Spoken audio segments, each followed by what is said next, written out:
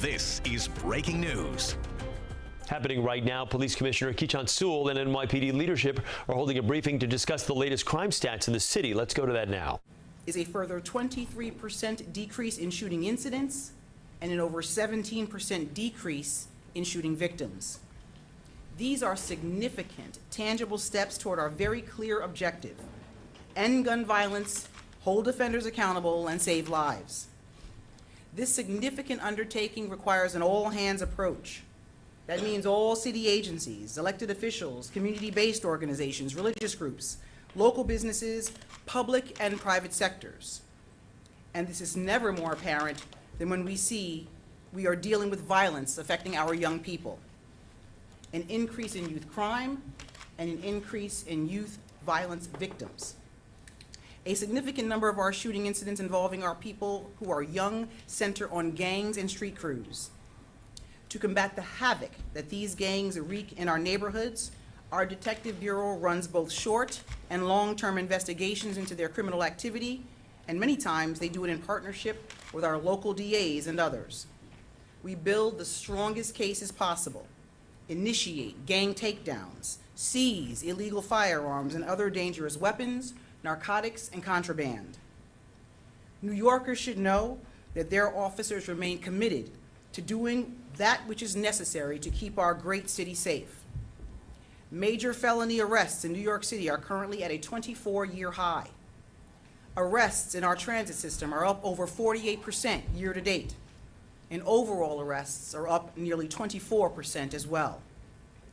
Yet recidivism remains a barrier to realizing more significant crime decreases.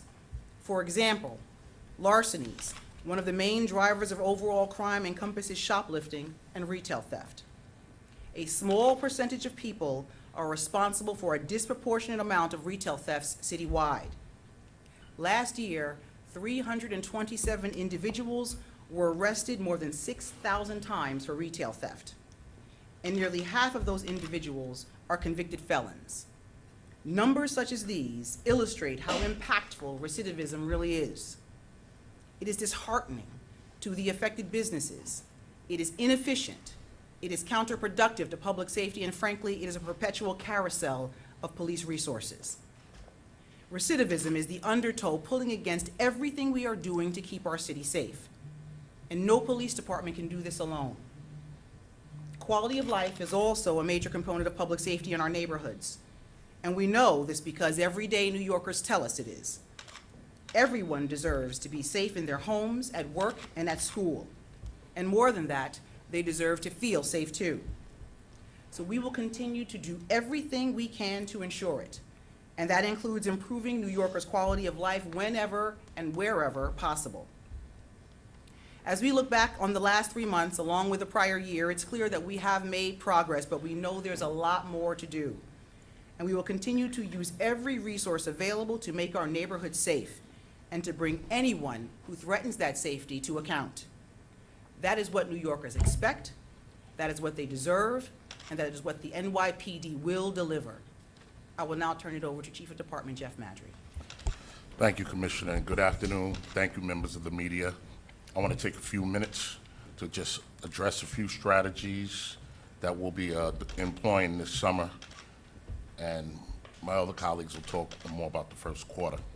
But starting off with our 2023 Summer Violence Plan.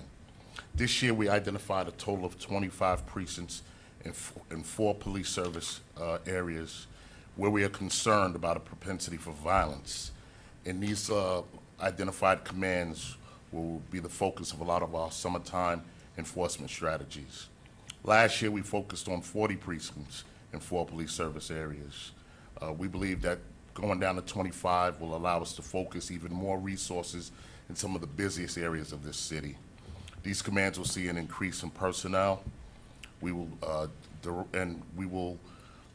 also do community events. We will be doing more community events also in these 25 commands. And we've directed all our precinct transit and housing commanders to develop a narrowly tailored summer violence strategy. So we're going to be looking at all of our commands. Our quality of life enforcements, which we already started this year. We're removing illegal ATVs and motorcycles. Just this past Sunday, we removed 365 illegal ATVs and dirt bikes from our city streets. Well, we will be doing that in heavy force this year. We have begun expanding our community response teams into our 8 patrol boroughs. We introduced our community response teams last year, and they led the way for us to remove over 10,000 illegal dirt bikes and ATVs. Our CRTs will be concentrating on those dirt bikes as well as other quality of life offenses. Furthermore, we'll be activating our city interagency task force, which brings together NYPD tow trucks, the Department of Buildings, Department of Environmental Protection, and the Fire Department. This way we can work together to combat quality of life complaints and mitigate community nuisances and issues. And addressing violence and quality of life requires detailed input from our communities. We held our first community CompStat meeting with the Bronx on March 21st. We had over 100 community members sign on and discuss a wide variety of issues. It was a tremendous venue for collaboration, and I personally chaired the meeting. We plan on holding these meetings throughout the year. We'll be having Queens North next, and these meetings allow members of the community to have direct access to the upper echelon of the department to discuss issues. And then lastly, I will just touch on that earlier this year, we increased our YCO officers to help deal with some of the issues at school. This summer, our YCO officers, our youth coordination officers, will continue to conduct outreach and community events to strengthen police and community bonds, which ultimately increase public safety. With that, I'll turn it over to the Chief of Crime Control Strategies, Chief Michael Patrick. Thank you, Chief, and thank you, Commissioner, and good afternoon. So as the Commissioner stated, we had some successes across multiple fronts, but we have some clearly defined challenges ahead. 5 of the 7 major index crimes were down, as the Commissioner said. I'd like to first touch on the 2 that we saw increases: felony assaults and grand larceny of an auto. So felony assaults, we saw an increase of approximately 477 incidents for the first 3 months of the year. Those 477 incidents were driven by 2 categories: domestic assaults and assaults on police officers in New York City. Domestic assaults accounted for almost 43% of all the felony assaults in New York City. 90% of the domestic felony assaults have been closed by an arrest this year, and that will only increase as the year continues. Assaults on police officers. We're up over 150 assaults on New York City police officers in New York City. And when I look at the reasons for that, it's clearly a perpetrator that has become more aggressive, but a New York City Police Department that has also increased its enforcement. We've increased our enforcement with 20,000 quality of life type summonses this year, 20,000. We've also increased our arrests of over 10,000. So more people getting arrested, more interactions in regards to quality of life, unfortunately, have seen more police officers assaulted in New York City. Grand larceny of an auto. We have seen an increase. We've seen an increase, obviously, over the past couple of years. But what's driving that increase this year are the types of vehicles that are being stolen. Though motor vehicles are flat from last year, the Kias and the Hyundais are up over 500 this year. I'm sure you've all seen it in the news. It's very easy to steal those types of vehicles. We're dealing with a lot of different ways that we think that we can suppress that, and I'm sure we will. We've also seen an increase in motorcycle and mopeds, with over 200 of those being stolen. And yes, a lot of those motorcycle and mopeds are then being used to commit other crimes in New York City, namely robberies. So let's get into the 5 of 7 major index crimes that we saw decreases in. So as the Commissioner said, murder was down 13%, or 13, I should say, fewer victims. Robberies. We have a decrease in robberies, but we have an increase in multiple perpetrator robberies. 43% of all New York City robberies this year happened with multiple perps. That is a sharp increase from last year when it was 34%. When I look at patterns in New York City, there's almost 300 active patterns right now in New York City, and that's robbery patterns. Think about that. So there's a lot to go into patterns. First and foremost, it's a very complex case, usually taken on by our central robbery division. Multiple perpetrators. They interchange. 1 or 2, 3 perpetrators might be present for the first robbery, not present for the second one, an additional 3 might be present for the third one. Think about the complexity of that investigation. Discovery, a big part in pattern prosecution. Burglary. Burglary, though we saw decreases in both commercial and residential burgs, the commissioner talked about recidivism. And if I don't talk about this individual, then I shouldn't be sitting here today. This perpetrator, his name is Nathaniel Linden. He's an 8-time convicted felon. And his picture's up in front of me and also behind me. 8-time convicted felon. He's also a convicted violent predicate felon. And on top of it, we'll add the 8 misdemeanor convictions. He has an extensive bench warrant history. He has an extensive parole being revoked history multiple times, and the reason being is because he commits burglaries while he's on parole. So what's his modus operandi? Church burglaries. Not somebody going into an abandoned location and taking pipes or anything like that. This is also not a person who had a bad day. This is a person who had a bad 40 years of committing crime in New York City, and serious crime. So, in the end of last year in November, he gets arrested for 6 church burglaries.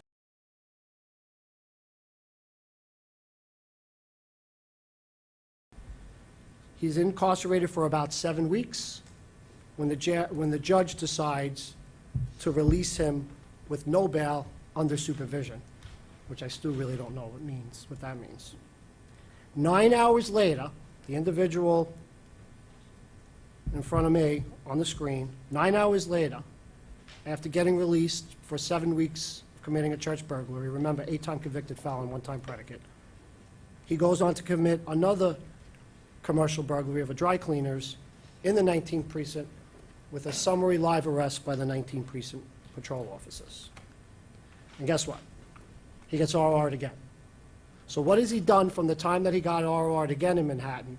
He's gone on to alleged to commit multiple church burglaries across New York City in the past 2 months. And today, Chief Essex Warrant Division, or Fugitive Enforcement Division, I should say, is looking for him for those burglaries. That's recidivism, and that's what the police commissioner is talking about. Grand larceny. 40% of all New York City crime, or index crime, are within the grand larceny category. We've seen a shift. Our shoplifting complaints have decreased approximately 600, but our shoplifting arrests have increased 1,000. So we have 1,000 more shoplifting arrests this year than last year with 600 less complaints. That's, as the commissioner said, we have an additional 10,000 arrests. You can see the trend. So where is the shift in larcenies in New York City? Picks and dips. Organized crews, also interchanging, targeting innocent New Yorkers, mainly in Manhattan, the business districts, and in Queens, and in transit. So we're going to give you another example of what we're dealing with in New York City when it comes to picks and dips. So just this past few days ago, there was a group from California visiting New York City on a school trip. And because of our increased attention to grand larcenies, we've formed pickpocket teams to deal with it. An arrest is made of an individual, of pickpocketing 2 of those classmates within that group. An investigation is conducted by the Detective Bureau and the Patrol Service Bureau, and an additional pick is identified. So that individual is charged with 3 picks within 1 day, and obviously, you know, when we look at that individual, it's not his first time. He got arrested for the same exact modus operandi in December. Unfortunately, those cases were downgraded to misdemeanors. He was able to walk out. Now he has 3 more victims, and he's out again, probably committing the same crime. I'd like to just quickly talk about the reduction in shooting incidents in New York City, shooting victims, following the same trend from last year. And what we're seeing is the Bronx continues to lead the city in shooting reduction.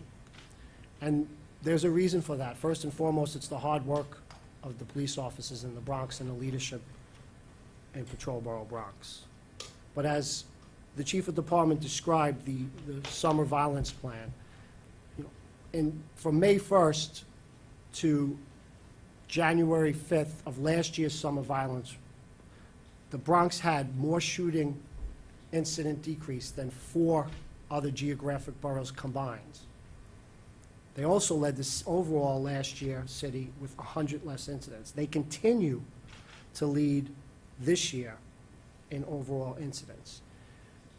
A lot of resources we put into the Bronx for a lot of reasons, and it's going to continue. We're going to continue to do that and hopefully continue to suppress violence, not just in the Bronx, but in the city. The commissioner mentioned youth violence, or I'm sorry, youth crime. And it continues in a trend that is unacceptable. Last year, 10% of our shooting victims were under the age of 18. This year, it has risen to 12%. When you look at under the age of 18 gun arrests, this year, 11% of all our gun arrests, over 1,000 gun arrests, 11% are under the age of 18. A quarter, think about this, 25% of under the age of 18 individuals that got arrested with a gun in 2020, and I use 2020 because we want a 2-year, we want to look at it 2 years. 25% of individuals who got arrested with a gun in 2020 were involved in a shooting incident in New York City in 2 years, a quarter. 25% of the robbery arrests this year in New York City are under the age of 18. Just to touch on gun arrests, Commissioner had mentioned that. We have over 1,000 gun arrests with approximately 850 distinct encounters with approximately 970 guns recovered off of that arrest, with a total of 1,700 total firearms.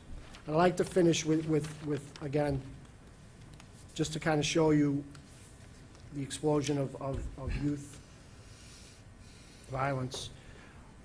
This year, we've had already incidents where under the age of 18 victims have already been shot 2 separate times. And when we look at that person arrested with a gun this year, out, already arrested for other serious crimes, out, only to get shot a second time this year. Thank you very much. Chief James Essick, Chief of Detectives. Good afternoon, everybody. Just going to give a few updates. The first one being our police officer who was shot in Jamaica, Queens yesterday. We're putting out some updated images and rewards of the perpetrator in this. The first 3 images are from the body-worn camera of one of the officers involved in the shooting. It captures a tattoo on his left hand, and it, if you can make it out, it's either a Jacqueline or a Jocelyn. The other photo we show is the video of the male walking away after he left his clothing in a parking garage. As I said yesterday, that jacket, that orange sweatshirt, and the mask were recovered in that parking lot. So we're asking for the public's help and help to ID this perpetrator. The reward now is up to $20,000 for information leading to his arrest and conviction. So public reaches out. Again, $20,000, 1-800-COP-SHOT for any information. Those are pretty good photos. Somebody knows this perpetrator and would like to get him ID'd. The second update is a particularly brutal and senseless act that occurred in the Bay Ridge section of Brooklyn. The homicide occurred on Wednesday, March 29th at approximately 7:55 p.m. in front of 7224 13th Avenue, which is the Dean Mini Market. A video shows our victim, who is a 55-year-old male, standing outside the location when a male wearing a blue hat, blue jeans, tan jacket. He punches the victim from behind.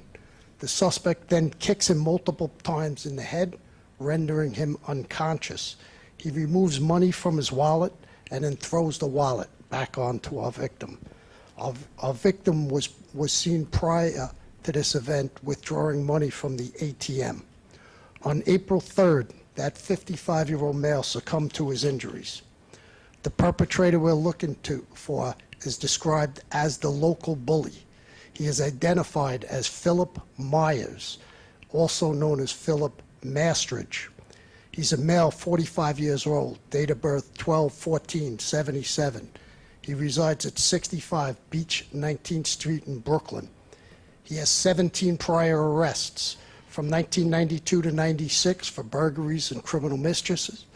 And then in 1999, he's arrested for murder along with two others, his 13-year-old son and a female. He does 10 years in jail. He's paroled in 2009.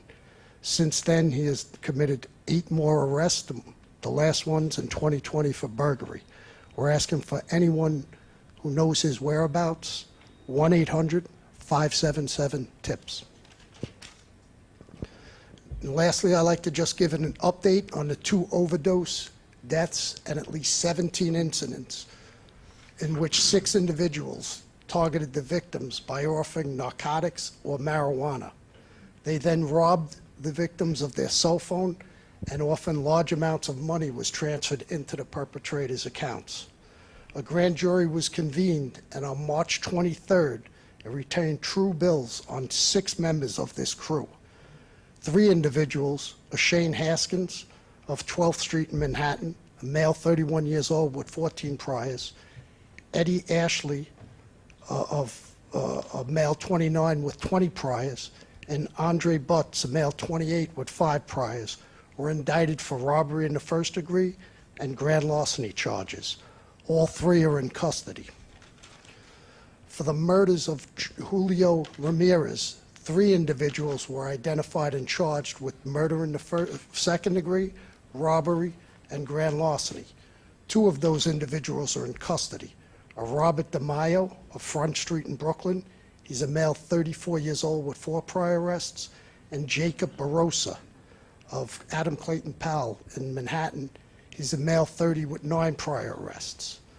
For the murder of John Umberger, 2 individuals were indicted and charged. Robert DeMaio, who was also charged with the previous murder of Julio Ramirez.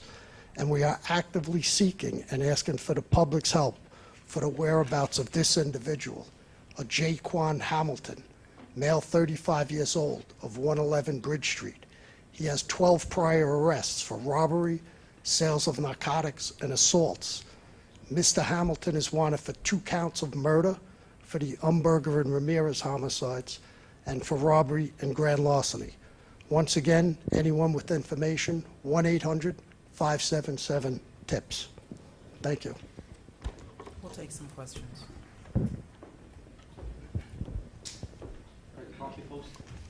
Chief Inventor, could you get into a little bit more about retail theft? The 600 that were down, is that for March or is that year to date? And are you crediting the foot patrols that are outside business districts making more arrests with this decrease? So what the number I gave you, down 600, that's year to date. So like 4%, and yes, we're up 1,106. So it's a multi-pronged approach, obviously. You know, we definitely have moved more foot patrols in and around business areas to deal with some of the retail theft. We've worked with our partners in the district attorney's office to identify the 327 people that the commissioner talked about, right? So we're focusing on people and locations to work with those businesses to prevent. So there's 25 locations in New York City that obviously we have identified that account for 20% or 12,000 of all the complaints last year.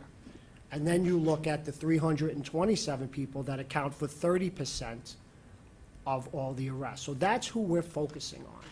But again, there's a multi-pronged approach with multi-agencies. Obviously, the mayor's office has had a meeting with businesses across the city. Obviously, if I've had multiple meetings with the police commissioner, with the chief of department, and everybody up here, quite frankly, with our partners in the retail business to help them in any way to prevent retail theft in New York City. Stefano, Newsday. Yeah, for Chief Essick, in terms of the wounded officer in the 103, could you update us on his medical condition? I understand he's been out of hospital, been out of surgery, he's possibly going to be released in the next few days. And is the ballistic evidence tied to the Kirk's gun? So I'll tell you about the officer's condition. We're very fortunate that he did come out of surgery.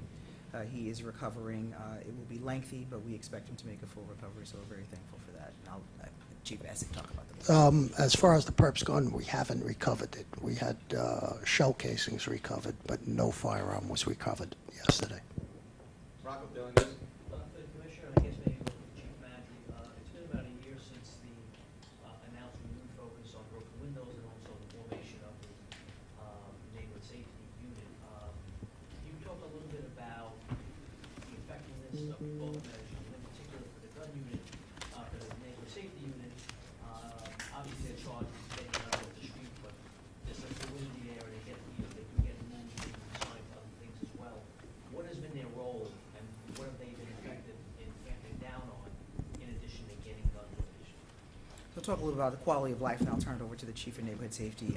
We looked at quality of life enforcement last year. There was actually, it was suppressed, obviously, for an amount of time. We recognized that the 301 calls, the engagement we had with our communities demanded that we address these concerns because people wanted to feel safe in their communities. And they wanted us to address the smaller things that may balloon into larger things. And we dedicated a significant amount of resources to addressing quality of life enforcement, and that enforcement is up, frankly, and I think it's made a significant difference. Chief Mantry talked about the neighborhood safety teams. Yes, so we have 33 neighborhood safety teams, four of them in PSAs and 29 of them in precincts. And if you just take a look at this year alone, and their main focus is to go after people who carry illegal guns. And so far, we're looking at 103 gun arrests from our neighborhood safety teams. But if you look at some of the other work that they have done, they have issued 150 C summonses, 42 oath summonses. They've made a total of 187 arrests. So even though guns are their primary focus, when they're out there, they address whatever conditions they see that'll help reduce violence and help improve quality of life. Are there plans to expand it, and can you address, I guess, the review process that the department last year said it would have in place, given some of the criticisms of the anti-crime unit, which it essentially replaced? Well, in terms of our review process, we have a Bureau of Professional Standards that Chief Pontillo, he takes a look at everything that they do. He brings the teams in, individual teams in, they review some of their work, some body camera, and this is how we address that to make sure that they're working within the parameters of their training. In terms of expanding neighborhood safety teams, there are no immediate plans to expand neighborhood safety teams, but we constantly train not only officers in neighborhood safety team precincts, but in other precincts as well. If we do make a decision to expand in a certain precinct or a certain neighborhood because of an uptick in violence, we already have officers trained in those commands who can take over. Do the reviews spin off complaints, or are they more regular? No, these are proactive reviews. Our Professional Standards Bureau are looking at teams, they're looking at body cameras, they're looking at everything. So it's not based on complaints. It's just based on them being proactive and then constantly training them, refreshing their training to make sure they work within the parameters that we set for them. Final question. Two more questions. Katie, pixel one. Do you have any updates on the anti-youth stabbing in Hell's Kitchen as well as the 2 hit and runs overnight in Brooklyn and Harlem? I'll start with the CIS jobs. I'll take the CIS jobs, yes. So yesterday, our first one occurred in Borough Park in the 66th precinct at the intersection of 13th Avenue and 50th Street. You had 2 vehicles. They were traveling. One was traveling on 13th Avenue, one was traveling on 50th Street. The 2 vehicles collided, and the collision caused one of the vehicles to spin out and strike a pedestrian that was standing on the southeast corner at 50th Street and 13th Avenue, and that pedestrian succumbed to his injuries. Both vehicles remained on the scene, so this is just it's an active investigation that our CIS unit is following up on.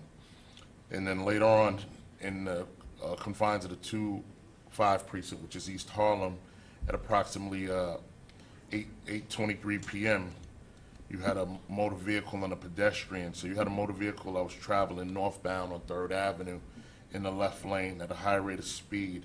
You had a pedestrian, a 62-year-old male who was crossing the street. The vehicle was traveling on the left lane, and at the intersection, the vehicle's right front quarter panel struck the male. He had a serious head and body trauma. He was removed to a local hospital, and he went DOA. The vehicle did flee. The vehicle fled the scene. So right now, it's an active investigation by a collision investigation as well. Final question. Jimmy had to Jimmy has to follow up. finish. So that occurs, I believe, at 43rd Street and 10th Avenue last night at 11:30. We have a male, 44 years old. He's on the corner, and 7 males approach him. They make derogatory remarks in regards to his sexual orientation. They then punch, kick, and stab him. He's taken to Mount Sinai, and he's in stable condition. Our hate crimes task force presently has that investigation, and it's an ongoing investigation, but hate crimes is investigating that. Final question. New York one. Yes, to the commissioner and to Chief. In regards to recidivism, Albany right now, lawmakers are caught up in their budget negotiations when it comes to bail reform and addressing this issue of recidivism. They want to give judges more discretion. Do you think that will help, that tweaking the bail laws will help with these recidivists that we can speak on and identify? So we have said since the beginning, since I've been here, that judges should have the ability to determine whether someone is a public safety risk when determining whether to remand, set bail, or release. So we are closely watching those negotiations. We're optimistic, and we hope that we'll see some changes going forward. Tony has one question. Go ahead, Tony. Yeah, we've talked about this before, Commissioner. The crime, despite the fact that 5 of the 7 major categories are down this year, trending down, there seems to be still a static level on the overall crime numbers in terms of all major felonies. Is that sticking at a level where you're becoming uncomfortable? Perhaps by the end of the year, you might struggle to be down? So we're dramatically in a different place than we were last year, even though that number is static.